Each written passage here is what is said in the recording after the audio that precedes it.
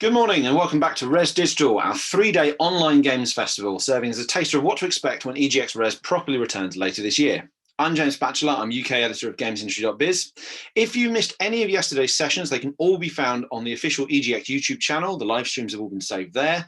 A full schedule of what to expect today and tomorrow can be found at res.com, and you can follow along with what's happening on Twitter via the hashtag ResDigital. For our first session, there has been a slight miscommunication with the placeholder slide. If you've been watching that on YouTube, this is not Gamesindustry.biz launching a new game studio. This is talking about the launch of a new studio. We have an exclusive interview with the co-founders, the surprise talent behind this particular new studio. So, surprise talent, why don't you introduce yourselves? Yo, what's up? Sorry. Just jumping at people online, like live, like bah! Hey, how you doing? My name is Abubakar Salim. Oh, and I'm Mel Phillips. Right, with the tricky part of saying your names handled, you two have some news this morning. It's live on Gamesindustry.biz right now, but if you're watching this, don't go anywhere because you're going to get the full skinny here. What are you two doing? You guys are launching a studio. Yeah, we're starting a new game studio, which is terrifying, but also exciting at the same time. We decided rather than be in the games, let's start making them. So that's kind of what we're doing at the moment. Okay, so I mean, give us more detail. What's the name of the studio? What sort of games are you going to be making? Like, just give us top line stuff. Yeah, so the studio is called Silver Rain Games. It's part of three companies actually. So there's the Silver Ring Games is the kind of the core of it all. And yeah, the kind of games we're looking at sort of making are ones which predominantly sort of empower players through narrative, very kind of story driven. Again, it's just fun, cool games that I'd like to play. My mom would like to play. I don't know, anyone would love to play these games. That's the kind of stuff that we're doing, which is exciting. And this is where I can like jump in and be like, go and see the website because I spent all week building it. So it's www.silverraingames.com, and you can sign up for the newsletter there for any of our releases coming up. Yeah, nice. Your involvement in this is quite interesting, Abu, because obviously, like your background, you're not a developer, you're not an established games person, not in the traditional sense. You're an actor. I mean, maybe kind of talk a little bit more about. I mean, there are people going nuts in the YouTube chat saying hello, Bayek. That kind of gives away. Well, this is the thing, I know, right? And it's like, yes, I've made a game studio to make the Bayek sequel. No, I haven't. Don't quote me on that, please. Yeah, it's I've kind of, the thing is, video games for me has always been a massive pull for me. It's always been this sort. It's been where most of my inspiration for storytelling has come. Where most of my characters that I perform on TV are mainly inspired by. All have come through video games. I mean, even this recent job that I've done with Ridley Scott, I'm playing an android in, and I took a lot from Detroit Become Human to inspire the character of Father, who I play in Raised by Wolves. So video games have had such an influence on me from day dot. So the idea of kind of going straight into making games and into developing just feels very natural. And you know, I've been talking to and because of the link of course of Assassin's Creed and being open to sort of talking to people like Ashraf and, you know, Darby, and kind of picking the brains of people at Ubisoft, but also picking the games at different other studios like EA or even at Epic. The idea is that I can then, so I'm learning a lot as I go along. I mean, we both are, me and Mel. So yeah, it's an exciting time to be in the position now of actually crafting and building a story world, which is really, really terrifying, but also brilliantly exciting. So we obviously spoke earlier this week. So there's a full interview on Gamesindustry.biz. I'll plug that one more time. There is a full interview up on the website now for you to read after this. But we obviously talked about like how when you were working on Assassin's Creed, you weren't just doing the performance capture sessions. You actually got to kind of see behind the scenes, talk to the people who made the game, even got to test it. Kind of, what was it about kind of that process that made you, kind of made you think I can make a game, but also kind of taught you how to do so? Listen, I mean, game making is beautiful when done right. Like, I feel like there is a sense of it's quite a new industry. It's in comparison to like the film and TV industry. So I mean, again, it's just so accessible. And I just remember thinking, like, you know what? There is I want to be a part of this. I want to be a part of the idea of building and developing with a team, because it's a team game. It's like a team building thing, and there's something really exciting about building with a team of people who are all passionate about making the video game. I remember, as I said, like, playing the Assassin's Creed Origins really in its early phases, and just going through it, seeing all the bugs, having Ash sitting next to me, kind of directing me of what needs to go, where it needs to, where I need to go and everything. And it was just wonderful, this idea of we were building this thing from the ground up. And I think what gave me the confidence of being able to be like, yeah, I can do this, is the fact that I'm not doing it alone. I'm not sitting here programming alone. I'm coming up with a crazy idea. I'm telling a programmer, and I'm telling Mel, and Mel's saying no. And then we come up with another idea. Mainly saying no. Mainly saying no. And we're coming up with another idea, and then trying to conjure that and make it happen. It's really, it's beautiful. It's like such an, yeah, go on. I was going to say, I think that's part of it. It's when we say we're making a game, it's not just me and Abu sort of sitting there. That would be terrible. We acknowledge that. There's been a lot of imposter syndrome, I think, about making games. And actually, we know a lot about making games just from other sides of the industry.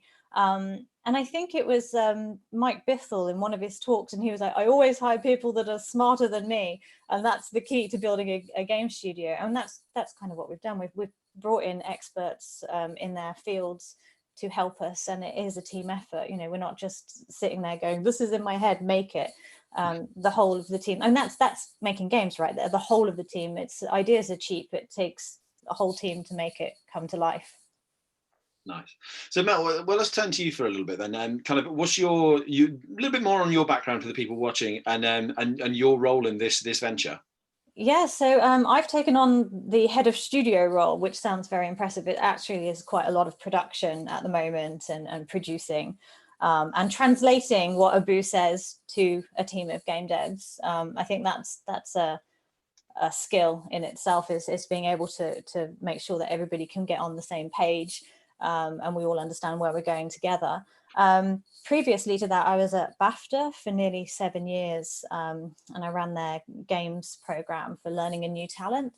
And again, that taught me so much. My role was to help people set up their studios and make contacts in the industry and start from scratch and build up.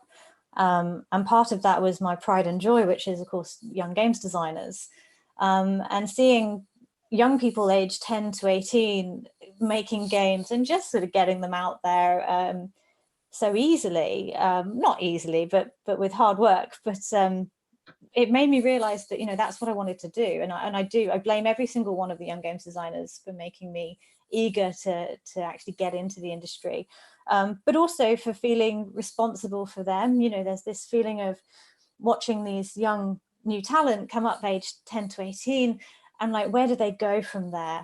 And the games industry is one of the most wonderfully supportive and nurturing industries I've ever worked with, but it does have its not so great sides.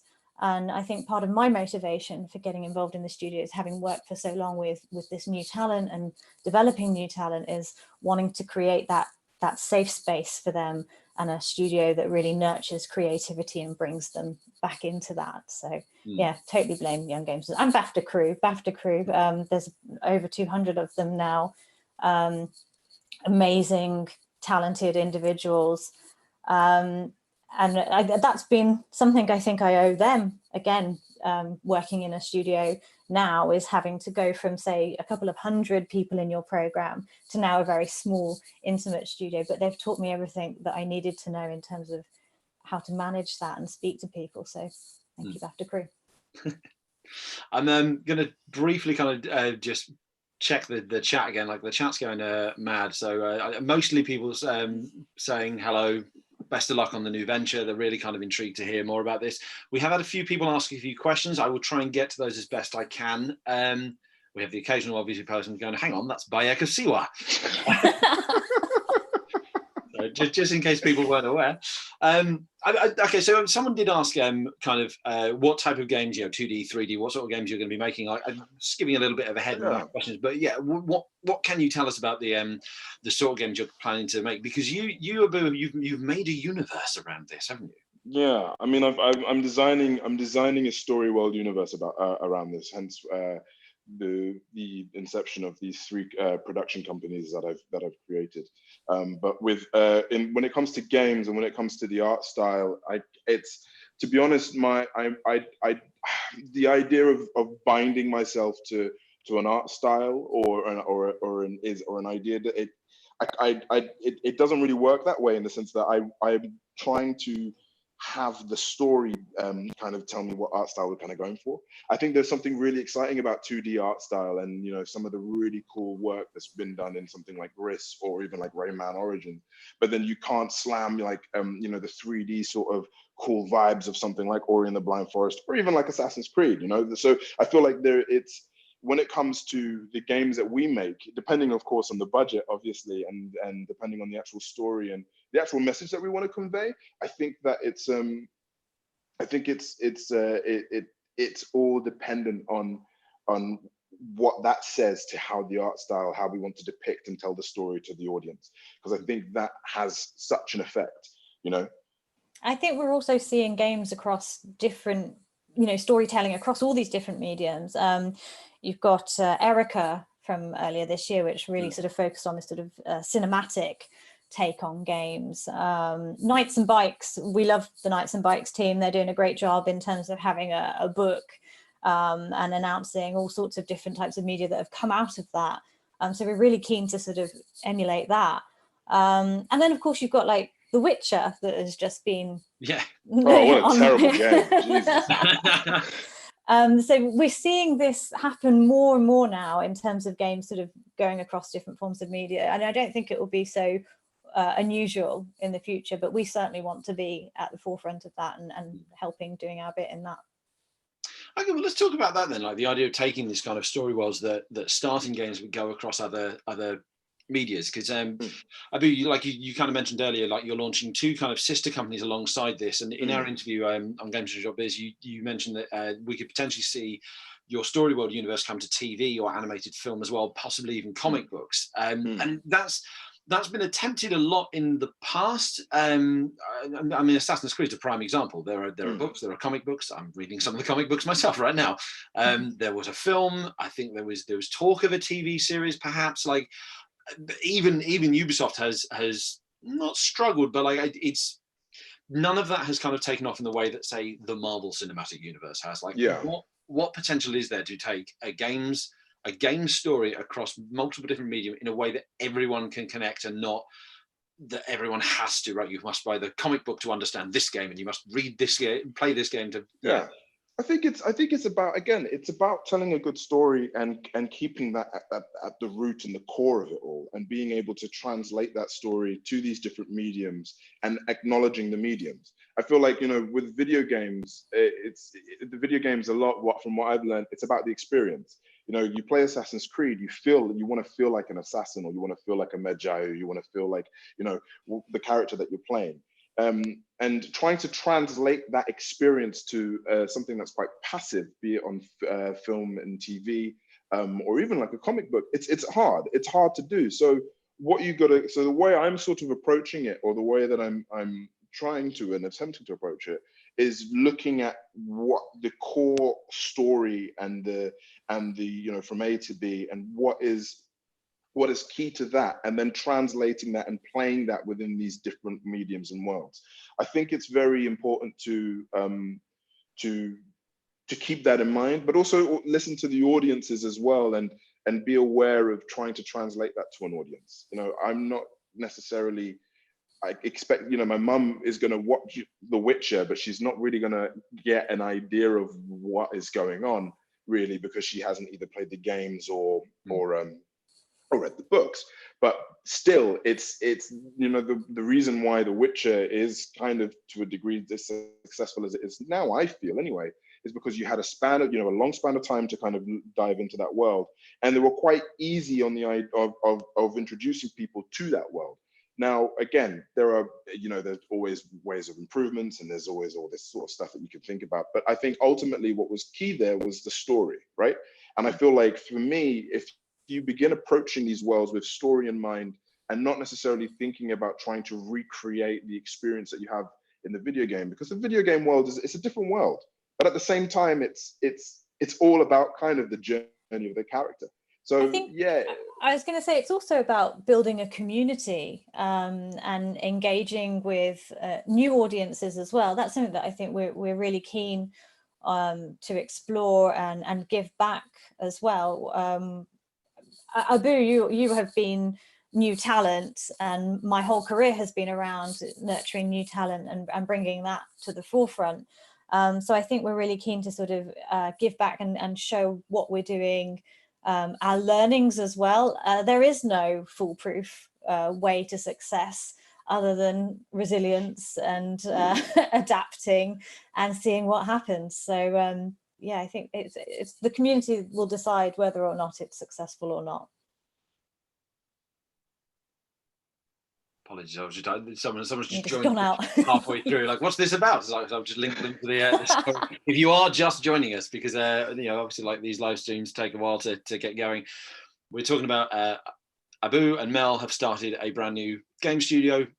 Abu, obviously, as an actor, has been in various kind of TV dramas, and more importantly, has been Bayek of Assassin's Creed. Mel, formerly of BAFTA. That should have yours brought up to speed. So let's continue. If anyone does have any questions at any point for Mel or Abu, by all means, stick them in the chat, and I will try to bring them into the conversation. For example, someone has just said self-contained stories, but oh no, they're just getting excited about it. Self-contained stories, but they've got them all. Sign me up. There's been a lot of people seem ready to hand you money for this, which you haven't even built yet. So this is a promise to start. Well, that's good. This is the first time we've spoken about it. So yeah, very exciting. I tried getting details out of you earlier about this story world universe, about the kind of the fiction, the kind of the setting, like anything, and you wouldn't give me anything. So I get that. That's fine. I think you actually said, like, you now understand why video game companies are so secretive. Because you are one. But perhaps we can talk then about the games that inspire you, the stories that inspire you. What sort of because you're a gamer, you play a lot of games. So I mean, look, I play them all. Like, I play from Red Dead Redemption to Breath of the Wild to Ori and the Blind Forest to Sundered to Shantae and the Pirate's Curse to like Pokemon to like I'm in the game world as much as I'm like on Netflix just watching everything, watching Love is Blind to like The Witcher to the platform to the Chef's Table. So for me, it's when it comes to what games inspire me, I'm quite for me, it's all about story games. I mean, for one game that just keeps playing in my mind is God of War, and just how beautiful that game was, and the journey that you go on in that game. Again, it's for me, and even Hollow Knight and the beautiful sort of style that also carries as well. Never Alone as well. There's tons of games. There's tons of games that inspire me. Big games like that have always stayed with me, I'd say, are games like Assassin's Creed, are games like The Legend of Zelda and that sort of universe as well.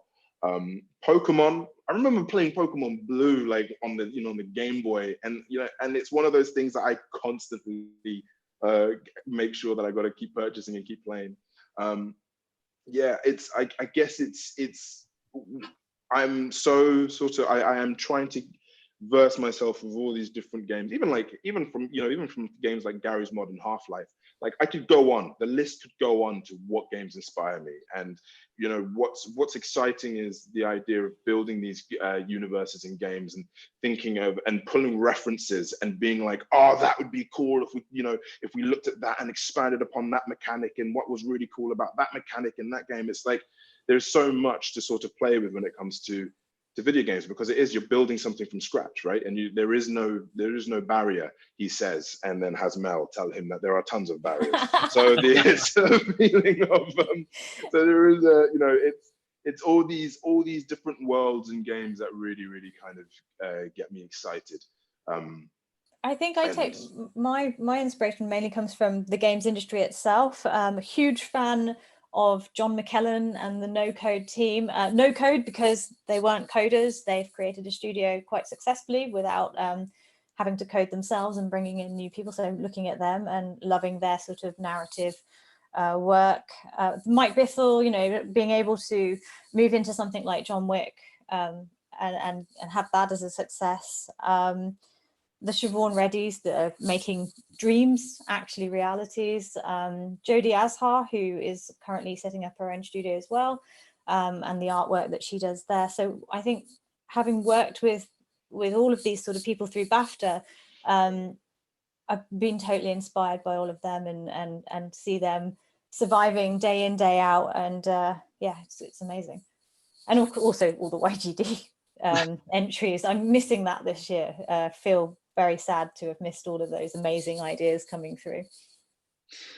I want to pick up something you said it's kind of both in your press release and in the interview that you did with us earlier this week, now live on Gamesindustry.biz for anyone that's just still just tuning in. You said the quote was, you want to create stories that empower players. Now that's lovely language, but like, what does that mean? Like, what empower them to do what? To kind of tell their own stories? Like, what are you hoping to accomplish with there? I guess it's more to do with the fact that when I was growing up, I basically, you know, didn't really feel any connection really to the things that I'd watch on TV or film. And there was and that was simply because, not because they didn't look like me, but there was just nothing really communicate. I just didn't really communicate or connect with the characters I felt that I was seeing. I didn't feel like we had anything shared. It's different with games, because in games you're actually playing the character and you're actually going through the motions and everything, and you're going through the journey with the character. So I guess that's so for me, that's what's important. That's what's kind of core, is the fact that we're creating narratives which can connect to a wide range of audiences and a wide range of people that you know, that can empower them, that entertain them, that they can feel connected to, and they can go on that journey with that character. And I feel like that, to me, is what is core about the actual game studio and the games that we create, is the feeling that there is some form of sense of just connectivity and choice. I think is important as well, you know, that you feel that your actions have an impact on the world around you. I think that's really important, and we're starting to see more of that coming into gameplay. And I think that's something that we really value. Okay, I'm intrigued to see like how you empower players to tell their own stories as well. Then, like, so going back to what you were saying a bit earlier about the games that inspire you, you mentioned Pokemon. I remember reading an article recently about like Pokemon. There are kind of two stories. There's the overall story of, you know, 10-year-old boy gets a monster in a ball, beats the gyms, takes on the mafia. That's the main story. But then there are stories of your Pokemon game where, you know, that Pidgey you caught on Route 1, you take it all the way to the Elite Four. Like, that's your own story. That's nothing to do with the developers. The developers had no power over that. Yeah. To an extent, like that, I felt that lesser in Assassin's Creed Origins, for example, like, because when I was playing it, the character of Bayek was so clearly defined. Anything I did is like, well, that's not what Bayek would do, so I shouldn't run around just murdering people because he's got very good, clear moral code. Like, I must do right by Bayek. Like, there's a balance there, I guess. Like, where do you see yourselves going with that? And I think there is a balance, and it's acknowledging that balance. I think there is again, it's trying to find the balance between something that's really flashy and really cool to do, and but also finding what would the character actually do and what would make sense within that world. I think that's what's going to be so. That's the immersive nature of the world, or that's the trigger or the key, is the idea of keeping it incredibly, trying to keep that immersion, like, you know, super at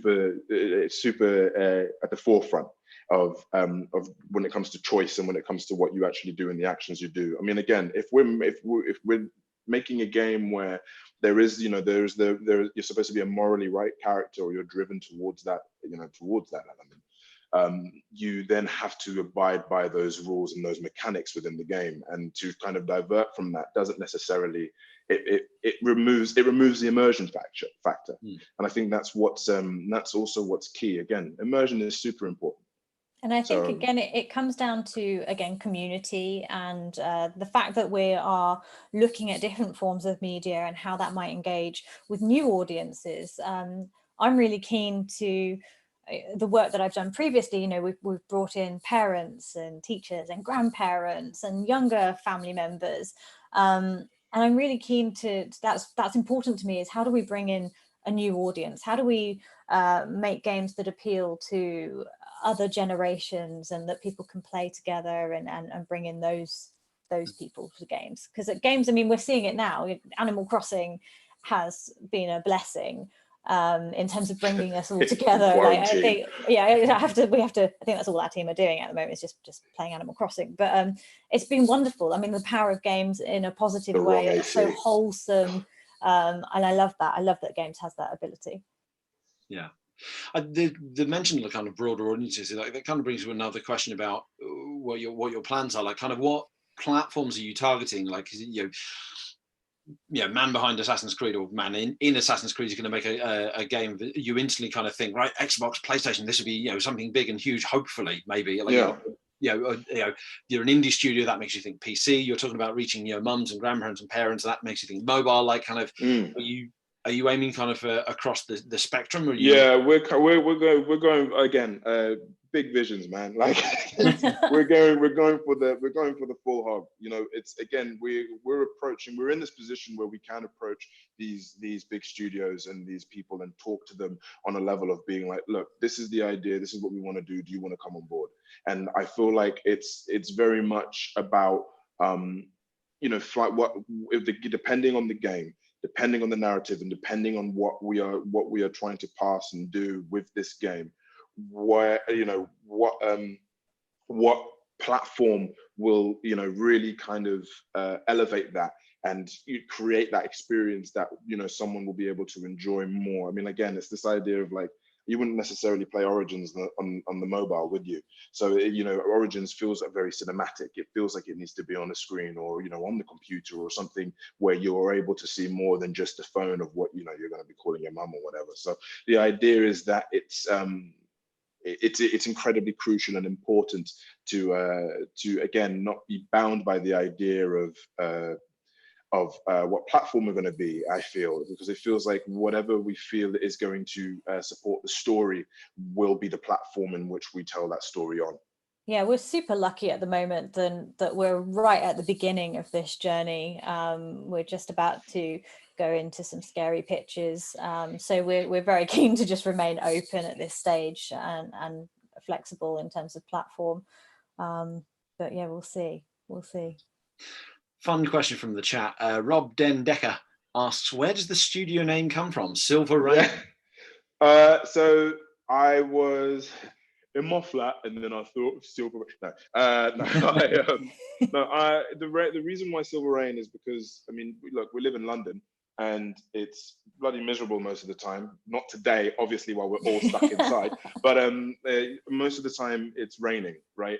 But to me, there is something quite beautiful about rain, and there's something quite it's in some countries, in some worlds, rain is seen as almost like life, and there's something quite rich about rain. So Silver Rain kind of came from that. Also, the idea of silver is used a lot in, it's quite a mythological element, and there's something about mythology which I quite enjoy and love. I've always been obsessed with Egyptian mythology, Viking mythology, all the kind of crazy story worlds. So so for me, that's kind of where Silver Rain comes from.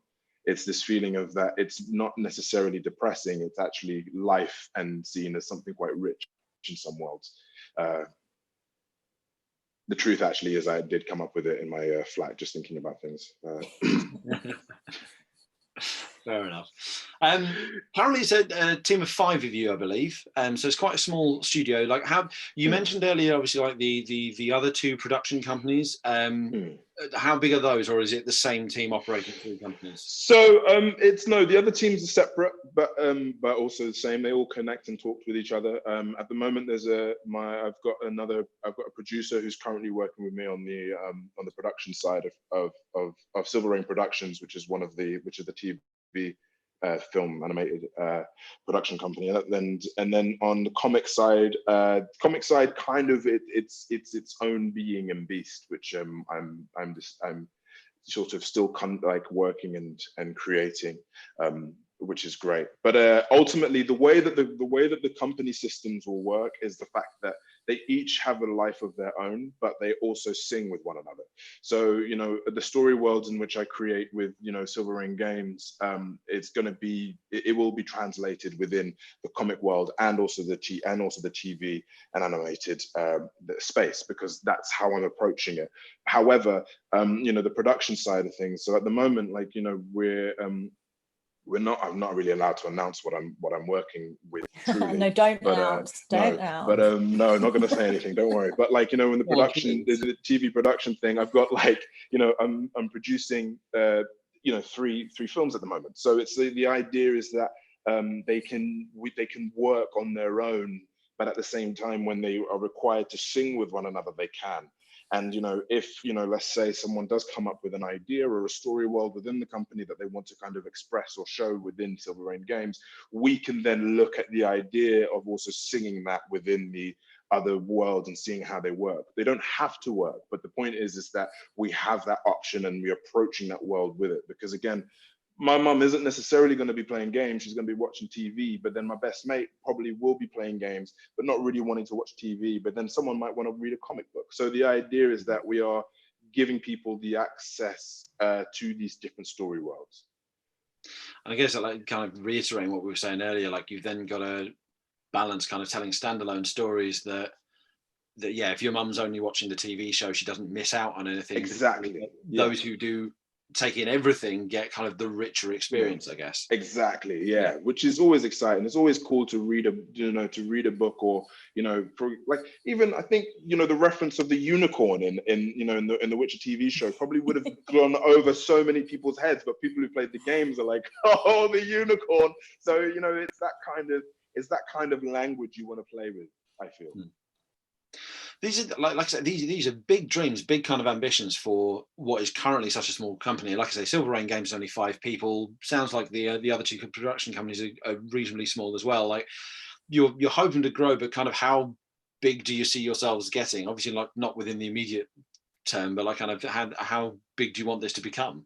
We're currently hiring. If we do have a couple of roles available already on the website, but we're also, again, because it's so early, we're at that stage where we're keen to hear from anybody that feels like they might be a good fit within the team. I think Abu's got huge plans to grow. I'm the one that's sort of containing and being like, no, just slowly, softly. But yeah, we are definitely looking to hire and bring more people in as well. Yeah, I mean, like, the idea of the size of Silver Rain is, again, it's I've got big dreams, and I'm always going to try and aim for that, for the big size goal. But at the same time, it's crucial that we just keep the core belief of telling good stories and really thinking about the player and just sort of thinking about the audience. I think that's what's key. I mean, the one thing I don't want to do is make become so big that we become almost like a massive sort of I don't want to sell out, but at the same time, I do feel like it's integral to have big ambitions, to reach as many people as you can. So that's when it comes to size. Again, it can range, right? So what's the roadmap then? Like, I appreciate this is very early days, but we've already got plenty of people in the chat essentially saying, just shut up and take my money.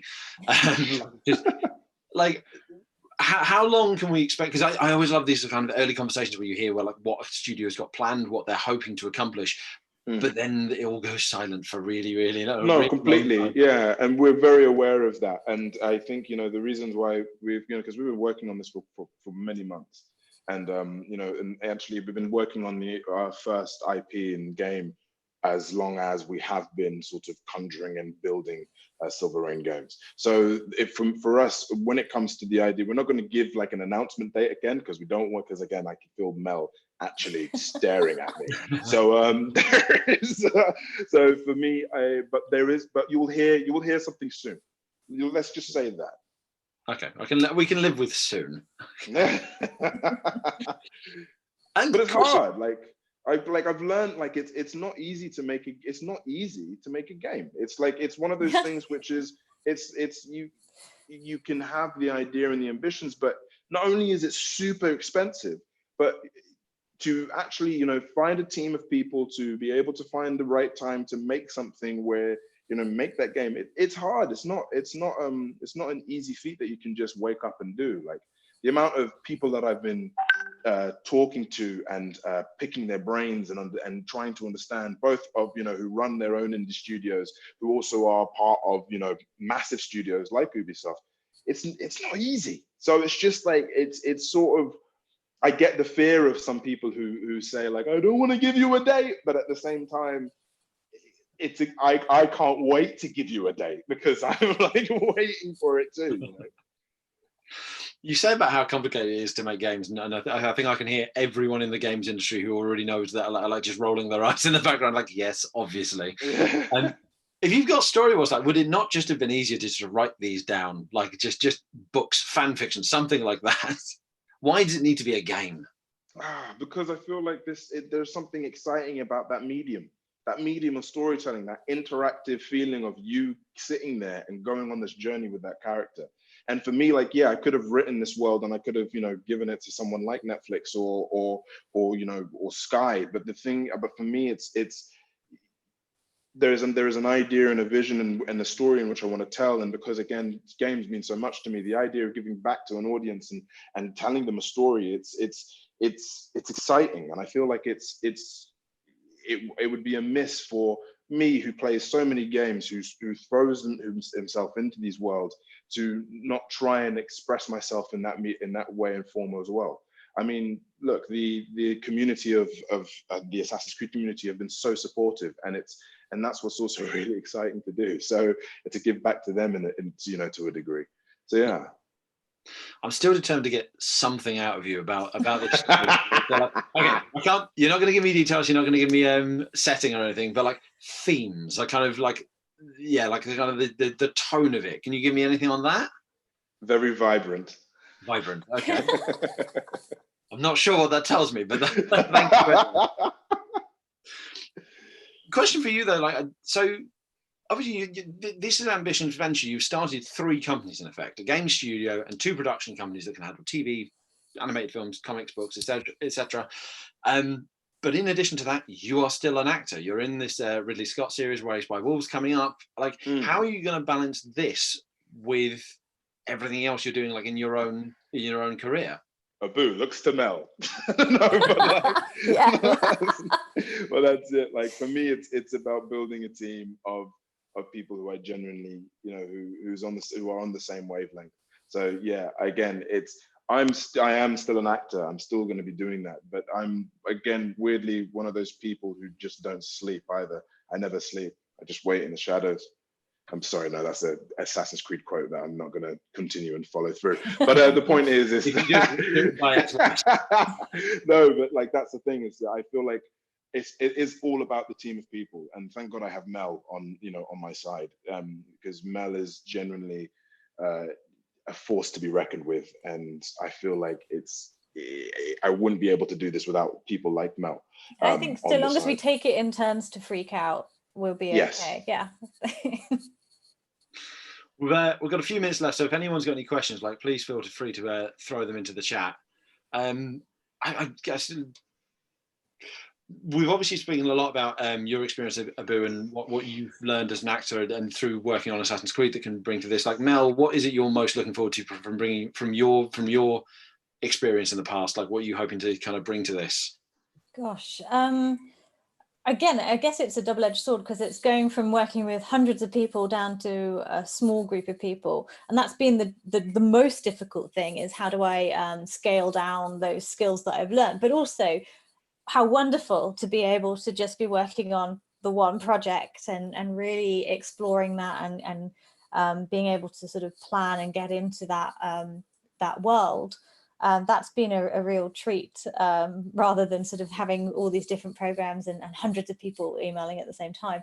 So that's been really lovely. It's just being able to focus and learn from that side. I was saying earlier, we have a very patient programmer who lets me into the project sometimes, and we screen share, and I can hear them sort of going, it's like teaching your mom the internet, and they're watching me, but they're very patient at letting me just have a little play around and learn these new skills, but also putting into play things that I've obviously learned from previous careers, things like marketing, PR, all of those exciting. I've also run businesses myself as well, so it's like being able to get all of that together. This feels totally like the right step. I mean, what do you do after BAFTA? I don't know, but this feels like the right move.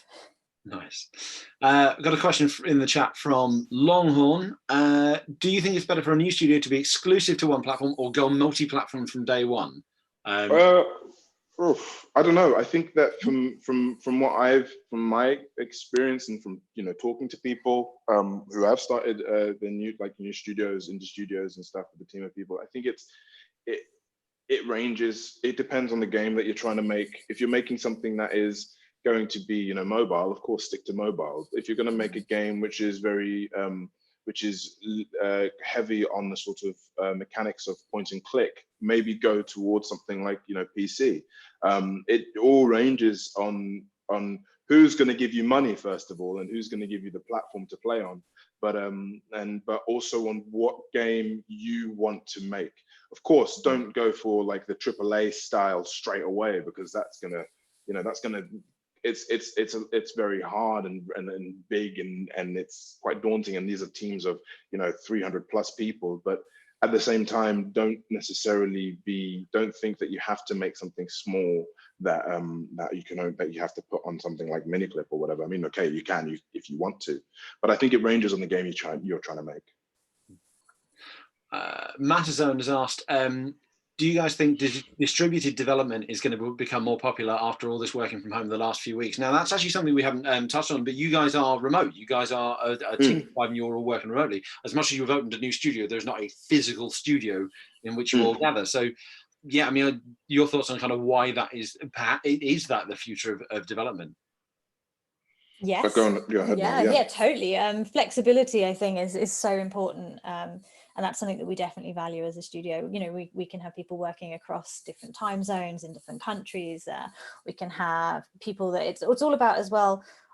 We've spoken many times about creativity is key to making a game, but creativity also needs to thrive within a safe space and an environment where people feel that they can share those ideas. And I think that comes, working from home and having that remote access is really great, because it means that we can work with individuals within that team. Some people work better in the morning, some people work better in the evening, and most day-to-day jobs don't acknowledge that. We've been, in terms of production, we've been weirdly unaffected because we've been working from home all this time. But of course, we've been affected by everything that's going on in terms of the general existential dread and the fear and anxiety. That's I think taken a hit for everybody. But in terms of the working environment and how we've planned, that's been okay. But I love it. I mean, I've worked from home for the last 10 years. And you I think give your best work when you are happiest. Definitely, I'll agree with that. I mean, I'm home working. In your shed, yeah. in my shed, yes. Which someone in a previous chat yesterday said I look like a serial killer in a cabinet. Amazing. Which was lovely.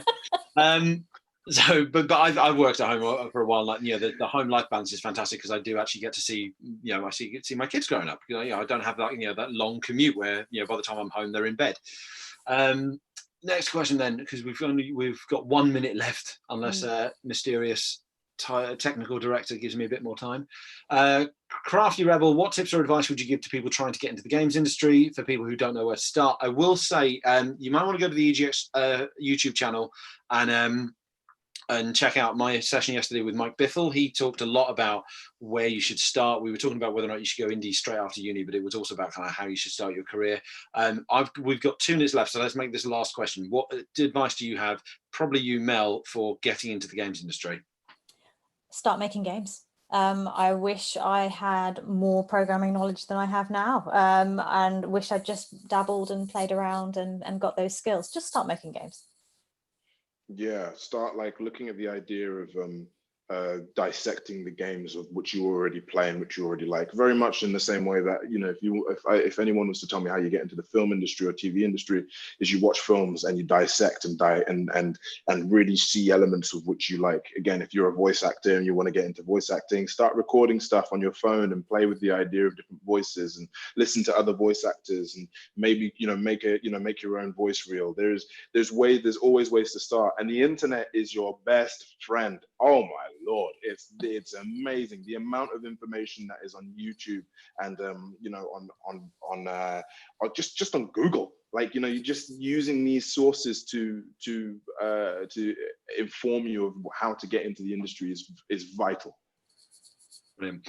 Thank you so much for your time this morning, both of you. Thank you. I really kind of appreciate it. I think I speak to everyone in the chat. Best of luck with the new venture. Thank you so much. Thank you so much. Thank you. Thank you to everyone who tuned in this morning. Thank you to everyone who gave questions. We're going to take a short break. Res Digital is going to be back at 12. The Rock Paper Shotgun team have an interview with the developers of Desperado 3. So please join us for that. Until then, thank you very much for joining us.